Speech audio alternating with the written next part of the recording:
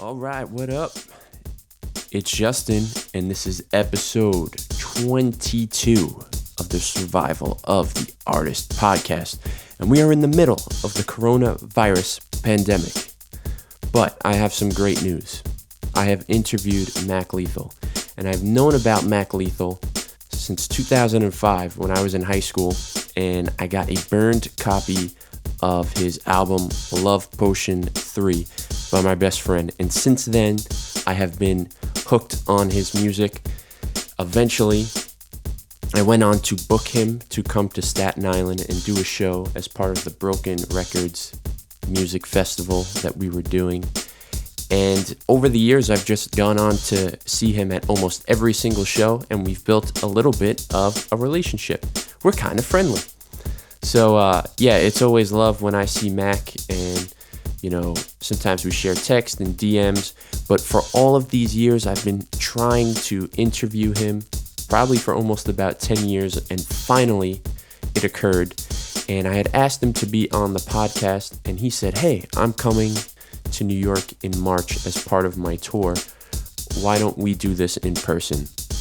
So that's kind of a weird thing for me. I've only done one other podcast in person, and we had microphones, and it was a nice, quiet setup. So this was a little out of my element. We decided to do an interview in the middle of Brooklyn, in the middle of the night, and I had some lapel mics that I had never used before that hooked up to my phone, so the sound wasn't super great. And it seemed like the odds were against us the entire time. First, we started out in his hotel lobby where the security guard didn't want to be quiet. We told him we were doing an interview, and he was like obnoxiously loud, and you can hear that in the beginning. Then he starts playing music. So the first, 4 minutes or so of the interview after this intro, the sound is a little low and kind of noisy. So we were forced to go outside at 2 a.m. in the middle of Brooklyn, which it sounds like, it's late at night. It's 40 degrees out. Who's going to be outside? Well, for those of you who do not know, New York City is the city that never sleeps. So you might hear some weird cuts. Probably those weird cuts are the 2 or 3 homeless people that asked us for cigarettes or money, or about the 6 trains that passed overhead from us, the crazy Russian lady who was standing in the middle of the street screaming and cursing, or how about the car that parked 2 feet away from us while we were doing the interview, and the 2 guys got out of the car and they decided to have a conversation for the entire interview. So yeah, it's a little noisy. It's not the best sound quality that I have. I did the best I can, and it's more so of a New York City soundscape. You're hearing the sounds of New York City at 2 a.m. in the frigid cold. We're both freezing, and we're just standing there doing an interview in front of the hotel because the hotel, which will not be named, could not accommodate us. But anyway, it was an amazing time. I saw Mac Lethal that night, and as always, he put on a great show. So without further ado, and if you've never listened to this podcast before, welcome, and here is the podcast, Survival of the Artist with Mac Lethal. Enjoy. Hey, what's going on, everybody? It's Justin from the Survival of the Artist podcast, and I'm here with my white whale, Mac Lethal, all the way from Kansas City, Missouri. Kansas City, Missouri. It's good to see you, brother. Fresh off a Chiefs Super Bowl win. That's right. And pretty close to a Royals World Series win over my Mets. I mean, it was a few years ago, and that's not a long time in baseball, as you know. So I'm a Mets fan, so it's been like 30 years. It's been longer than 30 years. So it's, 86? Yeah, 86. So it's, man, I know how it is. You'll get one eventually. Yeah, when I'm dead. What are they named? The Wilpons? The Wilpons. Yeah, man. You guys are, they got to go. And I don't know if you're a Knicks fan too, but it's you guys are just plagued with the Dolans and the Wills. Just threw out Spike Lee. Yeah, I saw that. So they threw him out? I saw the whole thing with the VIP entrance. They tried. Yeah. You can't do that. He's a legend. No, not a guy like Spike Lee. That's unacceptable. Yeah. It's like throwing out Jerry Seinfeld or something from a Mets game. You can't. Who's the Royals celebrity? Probably Paul Rudd, I guess. I mean, it's not really we don't have any like really old school celebrities that are like still repping the Royals. There's a few Kansas City people like Paul Rudd and what is it, Eric Stone Street, I think is that actor's name. Tech Nine. Me, I don't know. Tech Nine. Yeah, we'll say Tech Nine. We'll say Tech Nine. We'll see you. Yeah. All right. So the point of this podcast Sure. is to. I'm going to kind of paint a picture of your career. Okay. Figure out, and you will help us tell the story of why you've been able to be successful in this space as an indie artist. Sure, that's easy. So that's survival of the artist. So I'll give an intro for you. You're good. You're good. And so this is Mac Lethal. He's been around for over 20 years. Yeah. Scribble Jam winner. Yeah. Which was almost 20 years ago, oddly enough. In 1 year, that'll be 20 years ago. A ton of projects. Yeah. Once signed to Rhyme Sayers. Sure. Had his own TV show. Yep. Wrote a book. Yep. Made the pancake rap. Yep. And what else am I missing? Is fully successful. Dude, I don't know. Father, ninjutsu master. Yeah, jujitsu. I'm certainly not a master of jujitsu. I'm definitely a father. I'm not a master of being a father either. Successful YouTube channel, a couple of albums. I would say probably the one thing that I pride myself in is just the longevity and being able to do this for a long time and connect with certain people. I mean, man, it's been a treat. It's been 17 when I started, and I'm almost 40. I'm 38, so it's been 21 years. Math. I just 21 years. That doesn't seem right. It seems like it's been since 97. No, it's been longer than that. That's 23 years. 23 years. What was that first project, Moon Thinker? Yeah, I made that with a kid named. So here's how it happened. I started freestyling a lot, and I made rap records in my mom's basement where I was freestyling, and there was a battle. There was a rap battle in Lawrence, Kansas, and me and my dear friend Approach ended up battling each other in the championship. And that was in 1999. I was still in high school. I had to go to high school the next day, and I won that battle. It was a freestyle battle in Lawrence, Kansas. So I spent a bunch of formative years in my mom's basement freestyling. I ended up battling Approach in the championship of this battle that was in Lawrence, Kansas, which is about 20 minutes from my house. We connected through Approach. I met cool DJ Rebel who made beats, and he invited me to his house, and we made an EP called the Moon Thinker EP, and that was my first project. And we made it on a 4-track, and we took the tapes and had them mastered, and we reproduced copies and put out an album. So that was the Moon Thinker EP. That was the first thing I ever did. Okay, so, well, since you brought up battle rap, do you miss it at all? Not at all. In fact, I wish that I would have never gotten involved in it. Really? Yeah, man, it's not my thing. Not a fan of it. So no, I definitely don't miss it. It's just not a thing that I'm interested in. I'm not a fan of the energy of it. So. What type of brain would you have to get into? Was it completely different? Obviously, than writing. I don't know. I think that the reason that I did battle rap was more for promotion. It was just trying to get my name out there, but it was never something that I don't really like watching it. I mean, sometimes I do. There's certain battlers that I like watching, but for the most part, man, it's just not really a thing that I'm interested in. I don't like the energy of battling. I appreciate how it forces people to try to come with really good, sharp bars and stuff. But for me, it's just, I want to feel, I want emotion, I want feeling, I want to hear pain, I want to hear stories about somebody's life.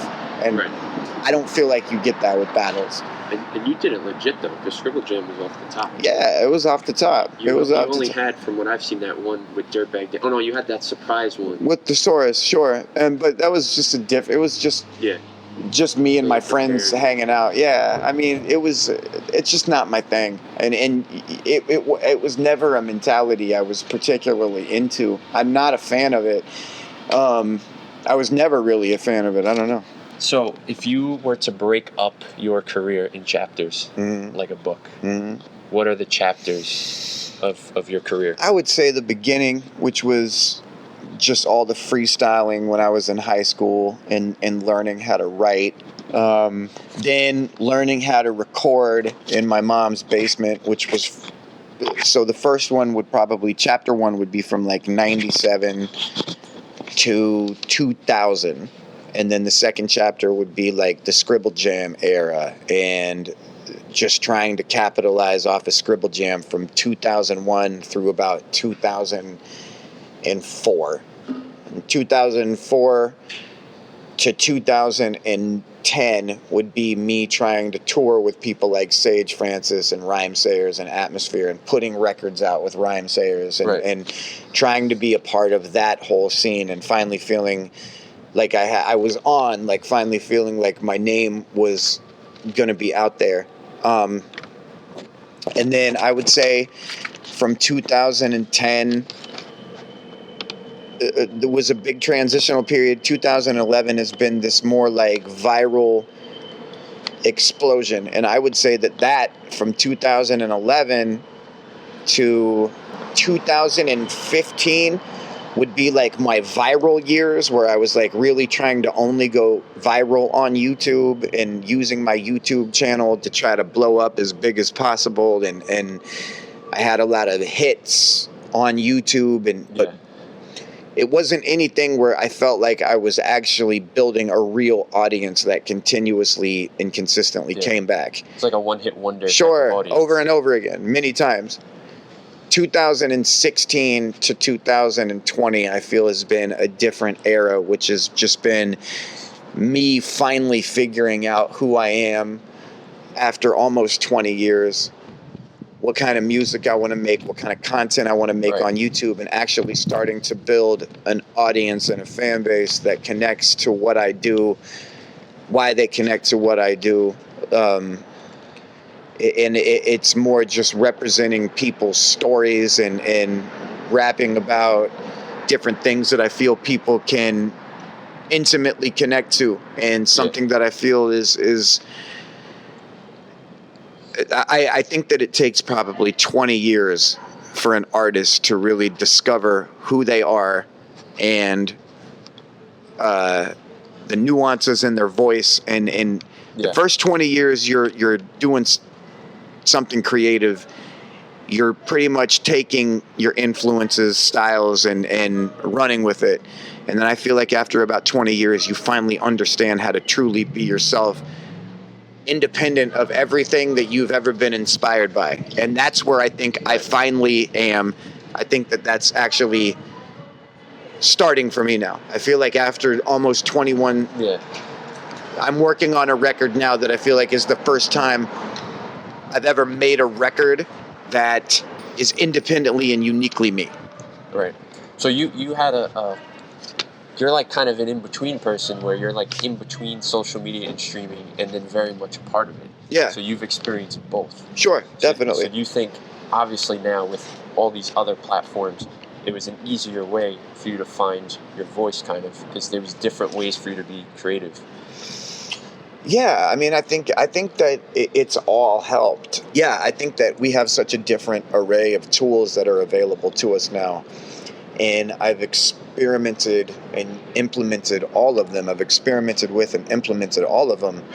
And I feel like it's really definitely helped me discover who I am as an artist. But I think that I don't think that, I want, just to be clear, I don't discount any of those things, any of those avenues that I've used. They've all immensely helped me develop as an artist. Do you ever feel like you're a slave to content? I did. I would say that would actually be an interesting way to define one of the chapters, which would be the viral chapters. Always having to put something on. Yeah, and I would say even some of the more recent years, and up until recently, where I think I've decided to divorce myself from the concept of being a YouTuber or worrying about how many views something gets, which isn't easy. And a lot of content creators can never get to that point because views ultimately determine your success. But I really genuinely don't care. I just want to make the best stuff that I can make, and I want it to be meaningful, and I want it to be representative of people's stories, and I want people to learn from it and grow from it. And I think that, I have been a slave to content. I mean, I think it's hard not to be. I think if you get success, it becomes this thing where you don't want to go the other way, and the only way to maintain that speed is you start figuring out different ways to play the game. The thing for me is I feel like I'm just starting. Right. I don't feel like this is the end. If anything, I feel like this is the end of my formative years and the beginning of the actual years where I understand and have mastered my medium. I actually feel like as an artist, I am myself now. And most people can't say that. They'll say it, but I feel it. I really legitimately feel like if I made a record, you're not going to hear it and go, this sounds like so-and-so or so-and-so, or there's a little bit of this person or a little bit of that person. I really legitimately feel like I only know how to be myself now. And that's not an easy thing. It takes a long time to get to that point. And I don't even know if I was ever aiming to get to that point. So it's just one of those things where I feel like maybe being a slave to content for a while was a good thing because it helped me understand the importance of not being a slave to content. And I feel stronger and more sure of myself than ever right now. Right. Okay. That's dope. So now what about, let's take it somewhere else. Sure. Like what is for you, kind of like, what's the art behind touring? Like, you're someone who's been doing it for so many years. Oh, man. How to get guarantees, how to do shows. So touring for me, I would say the biggest benefit for me with touring is I have big numbers on social media, and I can do, depending on the show. New York has actually been a tougher market for me, but I've it's not just you. Yeah, I think it's everybody. Yeah, that's what I've heard. Unless you're like a superstar. That's what I've heard. Superstar. There's no point. Yeah, almost. I've heard. I mean, it's good actually for me. See, and that's a weird thing because it's like for me, there's a point, and it's not even financially. For me, I like coming because I met a bunch of people tonight that were like, you changed my life. And it's like, well, I'm not going to not come to New York City just because the show might be, have a lower turnout than usual. It's a little more intimate too. Sure, and it's fine. And I actually felt like when I was on stage, I felt like 100% of the crowd that was standing there was into the show. And I was like, this is great. Like, there was never a moment where I was on stage tonight where I felt uncomfortable. I didn't feel like there's a bunch of weird people watching. Like last night we were in Harrisburg and there was mostly fans there, but there were a few kind of drunk people that maybe stumbled in for a party or off the street. I didn't feel like that tonight. I felt like tonight it was everybody there was interested in the show, and there was a separate room for the bar if they wanted to go drink and hang out. So tonight it felt good because I felt like I legitimately got to connect with people, and it's like, all right, the show is smaller, it's a rougher place, you don't get received as well out here because there's a billion different things going on in every direction, but I still get to connect with people that I feel appreciate what I do, and I'm not going to leave them out. There was a girl that came up to me and said I helped her get over her stutter with practicing my raps, and she showed me her art that she drew when she was listening to my music and showed me all these pictures that she drew, and she was incredible, like these incredible drawings. And I was like, she said just these genuinely kind things to me tonight about all the things that I've done for her with my art and what I do. Just coming to perform for her or you or my friends that were here earlier tonight, just doing that is worth it. It's not about how many people showed up and how much money I can get and all this stuff. That stuff happens, and if you get some good money, good for you. And I can tell you ways to do it. But for me, the whole entire concept of touring and why I do this is to connect with people that appreciate what I do, and that I feel like I serve a purpose in their lives. So it's like, I'm not going to not come. I'm not going to be like, anytime I go to New York City, the shows are a little rougher. I never look forward, because last night in Harrisburg, I felt like a god on stage. And then I come here and it's like, not so much tonight. It's about a fourth of the crowd tonight. but all right. And up until now, I don't think I was ever okay with it. But I just have different motivations now for the first time in my life. And I guess it's taken a long time. It's not about money. It's not about who's there. It's just about like impact, big or small, is still impact. And if one person comes up and says, man, thank you for the show tonight, I'm like, man, it's my time. If I was sitting at a hotel watching TV or at home doing nothing, granted I'd be with my kids and my wife, but if I was doing anything else, my time would have been wasted. I was here, like maybe that person's life is going to completely change because of the show tonight, because it's something I did or talking to me or whatever it is. So I needed to be here. Yeah. In terms of the art of touring, I've never been a fan of touring. I don't like it. I'm not a fan of touring. I try not to do it. I'm not comfortable with the amount of hours and days and months you spend on the road. It wears me down, and it always has. It's always been really hard on me. I've never been a fan of it. I've always been, I get over it very quickly. Like I will start a tour, and very quickly I'm not into it.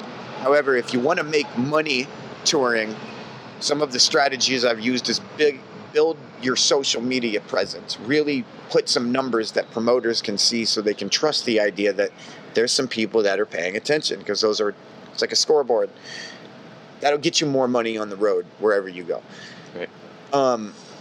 One of the things I make it a point to do is I travel light in terms of personnel. I only bring 1 or 2 people with me, so I'm not paying a bunch of wages and paying a bunch of daily salaries, because then I go home to the wife and I got some good money that we can live off of for a long time. And the other thing that I'm really into that I think I do pretty well, especially as a one-man operation, is merch. I have 13 different merch items. I have 3 different hats. I have 7 different t-shirts, 2 different hoodies, 3 albums. And I sell a lot of merch every night. And people really respect the artwork that is on my merch, because I really pay attention to detail and make sure I have the best artists do incredible designs for me. So when people buy my merch, it fits nice, it feels good, and it looks cool. Yeah.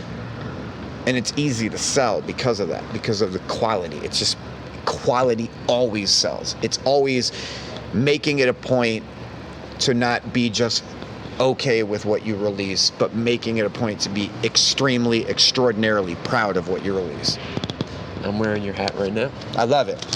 I'm wearing it right now. It's a quality hat. It's solid. Wear it a lot. Yeah, good. So is there a bigger story to this when in the parlor you said record label wouldn't sign you because you were balding? Is that like true? No. Is that in the parlor? Yes, that's in the parlor. That's not true. That was a thing that I just said, because sometimes you got to rhyme shit. So I'm just giving you an up-close look. Like that's not some sort of confessional.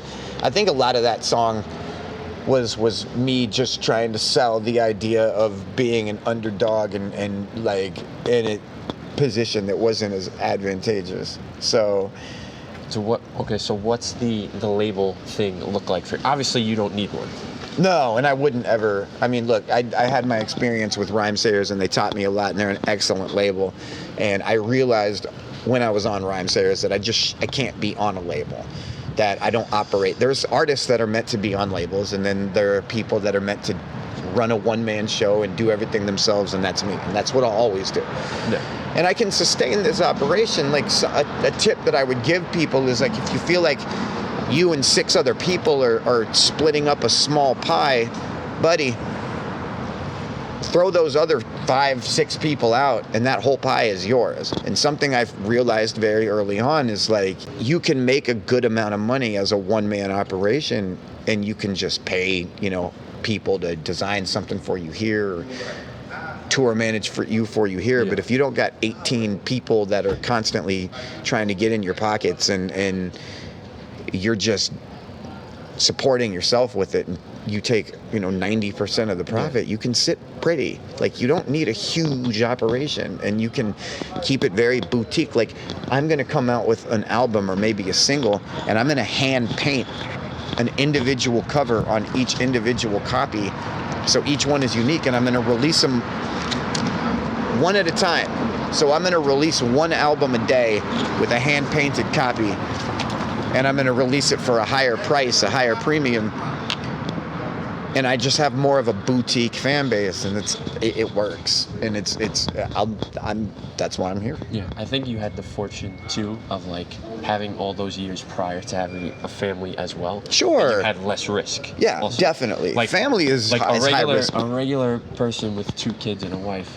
You know, I think I'm gonna live out my dream to be an independent rapper right now. Yeah, it would be foolish. No, and the one thing is my wife and I made sure we were in a really good position financially and everything, so we could have a kid and start our family, and we just work as a team, and that's a lesson in and of itself. And another part of the art is have a spouse that supports your dreams and is a teammate.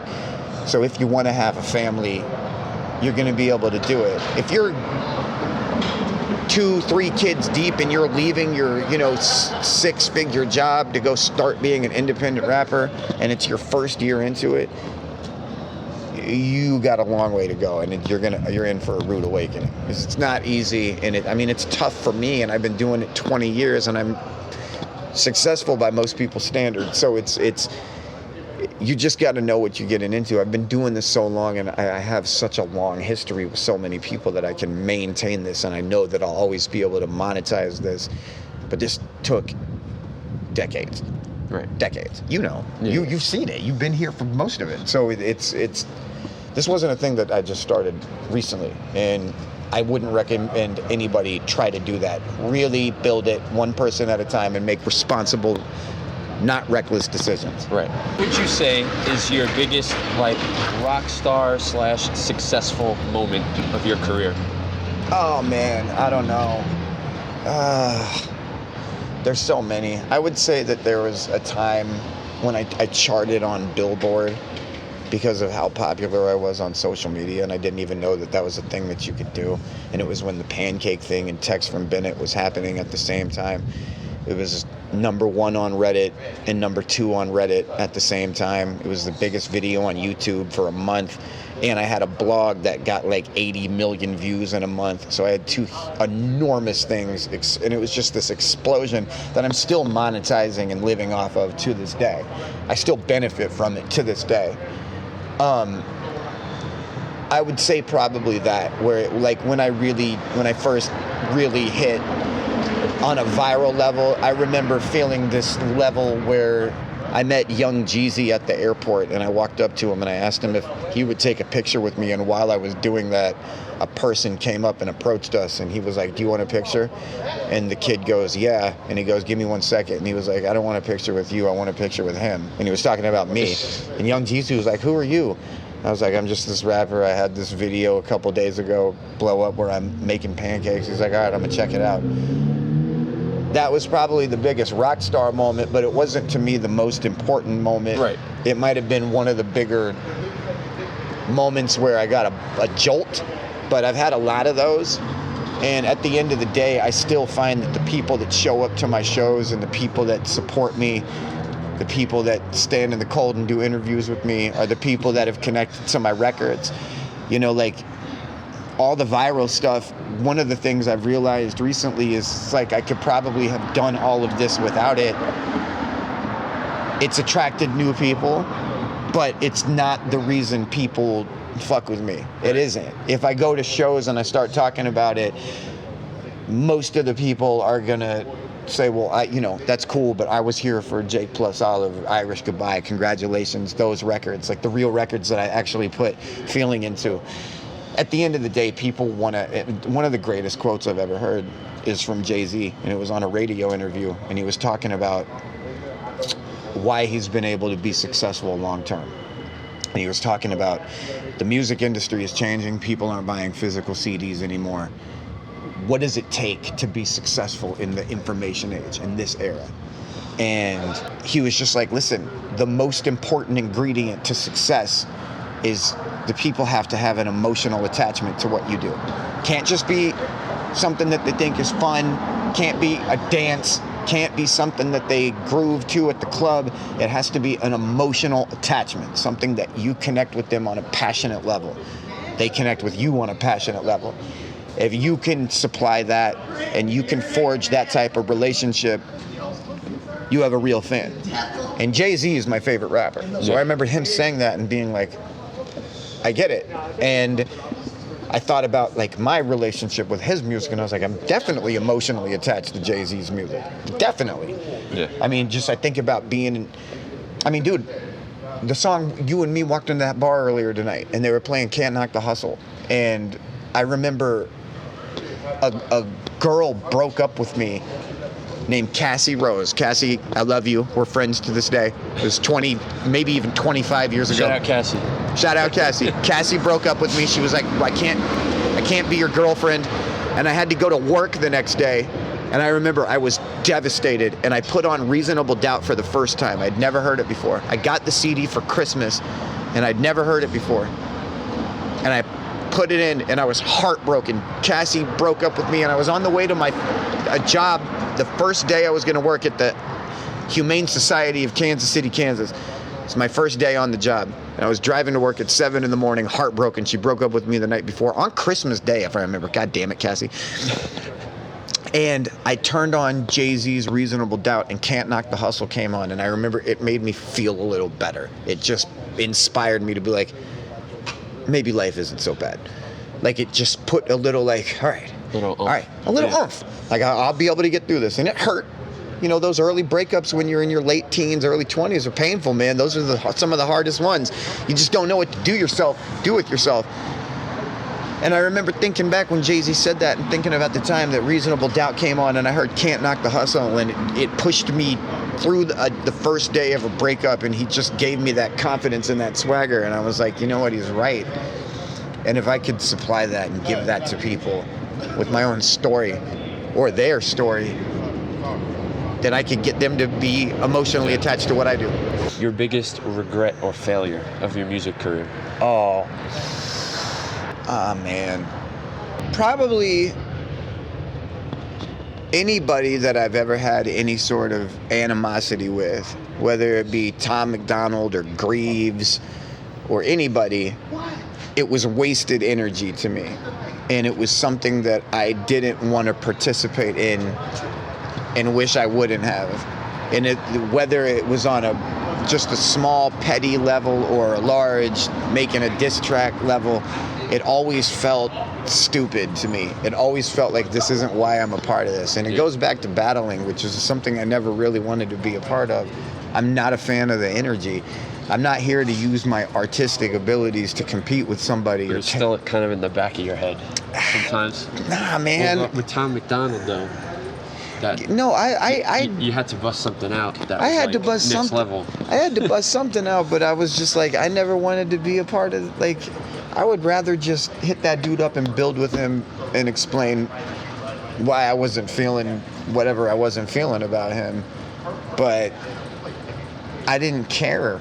I just didn't. And it was like a thing where he has He has a lot of fans, and they'd be like, oh, he didn't respond. And it's like, I didn't respond because I don't care. I'm not here to waste my energy on that. I don't have unlimited surplus of energy, and I don't have an interest in having my legacy be attached to somebody that I don't care about. Have you spoken to him at all? We have, and he's a nice guy. And I think the one thing that's crazy is about a lot of the fans think it was more serious than it was. Like, we've talked. He's very friendly. He really is. And he said the same thing about me. Like, we've talked several times. He's a nice guy. I'll probably go see him. He has a concert in Kansas City in April. I'll probably go pull up on him and say hi to him and meet him in person. I mean, it's all good. You guys should do the tracks together. We might, maybe. I mean, when he comes in his track right now, hi Dave, hi Dave, hi Dave, hi Dave. It's very polite. Yeah. So, man, I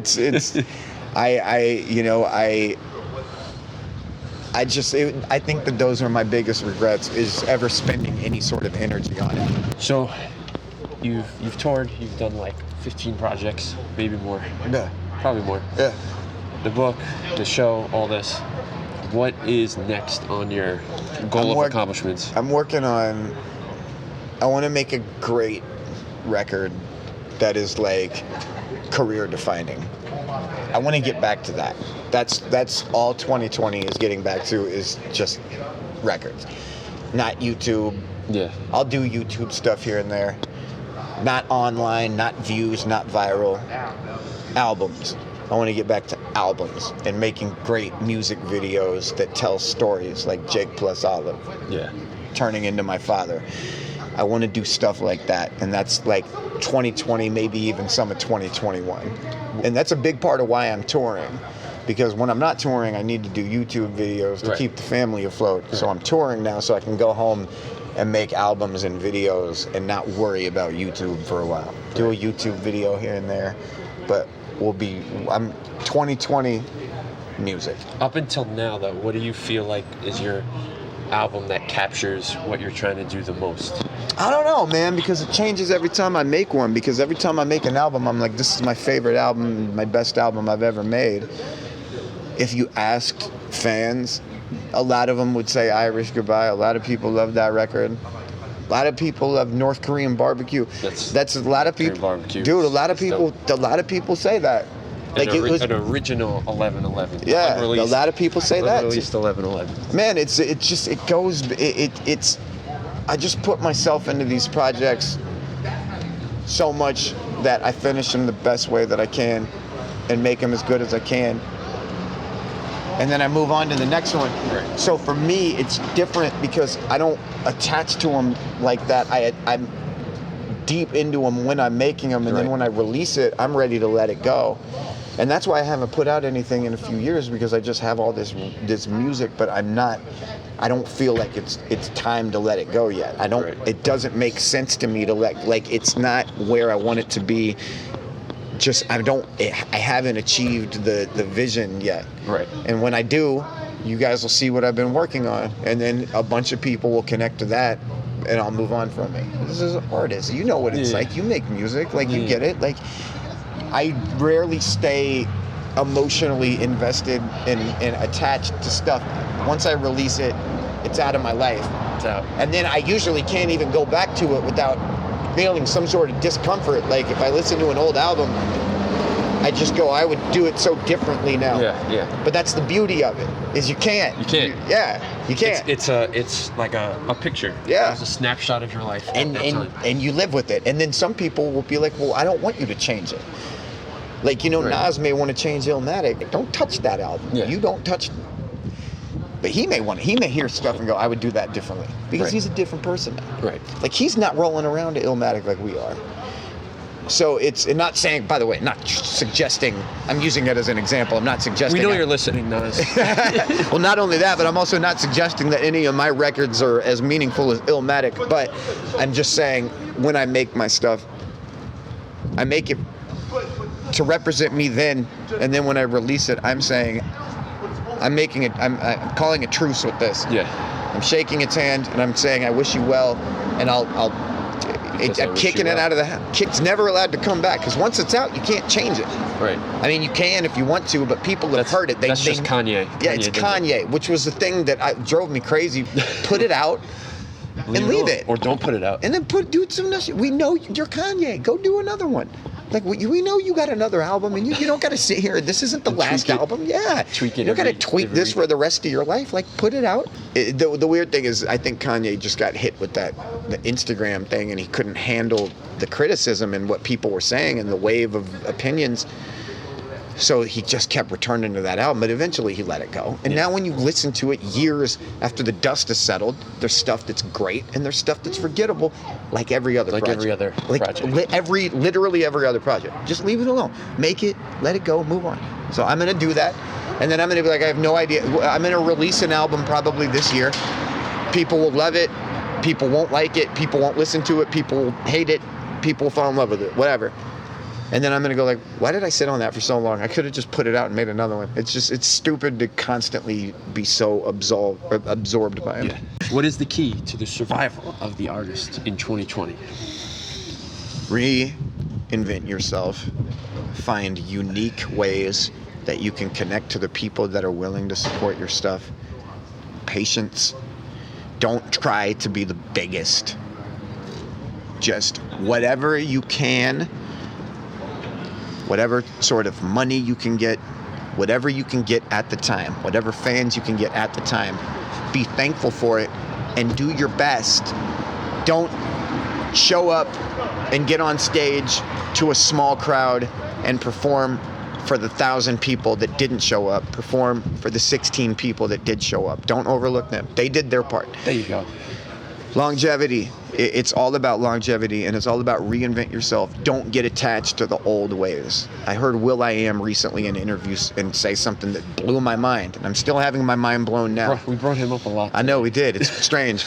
But he said the music business has always been defined by the most current technology. There was a time when record players, the reason that record labels started is so they could create music to sell record players. It was never about records. Now we're in a streaming service. Some people use record players because they sound better. Vinyl sounds better. It's a wider signal. But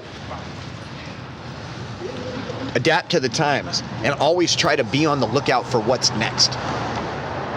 All these people are starting YouTube channels now.